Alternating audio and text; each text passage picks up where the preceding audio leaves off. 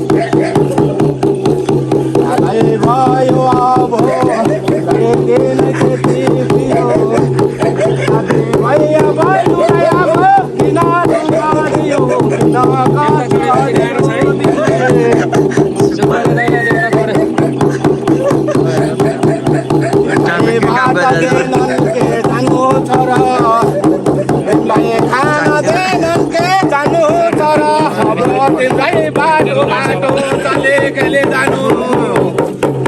हजुर ट्राफिकै काम गर्ने सातो दिँदै दिँदै ल्याउनु साथेर ल्याइदेऊ अब तिम्रै बाटो चौबाटोमा नाचेको फेरि गर्नु अब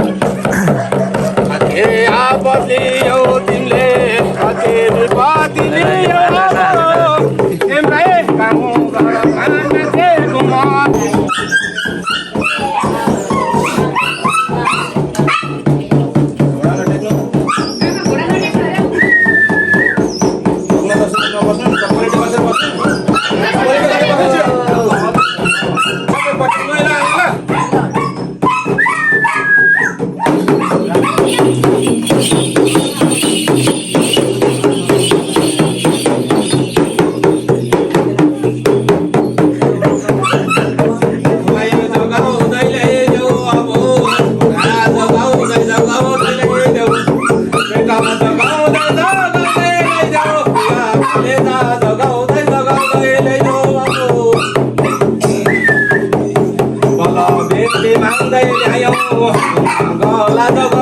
जगाउँदै ल्यायो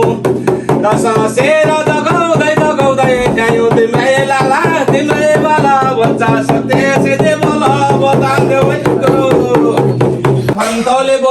बोलाउँदै जाने कहिले घर गिर्यो बिचो बारी देख्छौ भने बाबु मलाई हो देख्दै देख्छु मेरो घर त सकेको जस्तो देख्छु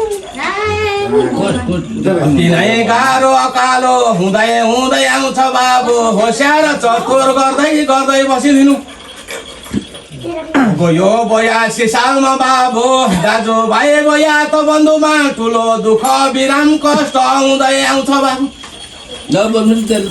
रोकेर किन्दैन बाबु कुनै छेकेर किन्दैन बाबु पकाएर देख्दिन म त बाबु जहाँसम्म देख्छु बाबु त्यहाँसम्म गर्दै जाउँला त्यहाँसम्म रोक्दै ल्याउँला बाबु युमाको सत्य सिद्धि बलले कति रोकिदेला बाबु त्यसै घरको पितालाई बाबु कहिले सिराथी चिल्याउने बाबु कहिले जिउ शरीर आलस्य हुँदै आउने बाबु कहिले वाक्क दिक्क हुँदै आउँछ भने बाबु त्यसैले त बाबु मूल खम्बालाई चिनारी पूजा गरे दिनु भने बाबु कुनै भाग छैन है कुलथानमा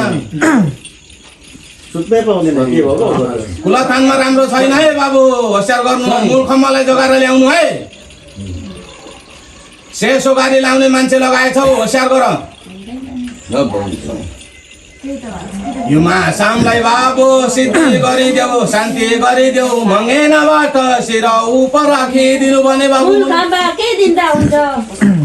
मुलखम्बालाई बाबु धुप पाती देऊ बाबु राम्रै भएर बस्ने हुन्छ मुलखम्बालाई पुनः भोग बलि चढ्दैन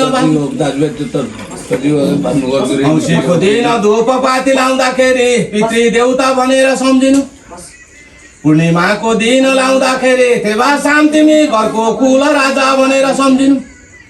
मंगलबार र शनिबारको दिन पूजा गर्दाखेरि बाबु युमा महारानी बुढी बजुलाई पलिटी कसेर सेवा गरिदिनु भने बाबु उठेर सेवा गरिदिन्छ बाबु यो गाउँ घरमा कोही माता जनन अपाङ्ग भएर बसे कोही माता जननहरू त्यतिकै बौलाउँदै जाँड रक्सी खाँदै गाउँ घरमै यस्तो तरिकाले माता जनन हुन पाइँदैन यस्तो तरिकाले धामी झाँक्री ओझा बैदारी हुन पाइँदैन खबरदार है बाबु होसियार चतुर गरेर बस्नु राम्रो ज्ञान लिनु भनिदिनु यो गाउँ घरगिरीमा कुनै पनि भूत प्रेत कुनै पनि कुनै पनि धामी झाँक्रीहरूले आफ्नो बाटो आफ्नो घाटोमा पुर्याउन सकेको छैन है बाबु हालेको खेमेलेको गरेर मात्रै हुँदैन भन्नु सेवामान लिएर आउनु भन्नु शक्तिमान लिएर आउनु भन्नु अनि मात्रै राम्रो हुन्छ भन्नु है बाबु यो गाउँ घरगिरीमा मेरो सूचना पहिलो भयो शक्तिमान लिएर आउनु सिद्धिमान लिएर आउनु अनि मात्रै धामी झाँक्री ओझा बैदारीसँग नाची घुम्नु फेरि गर्दै बस्नु है अब बाबु यो गर गिरथनमा सुखै छाड्दै जाउँला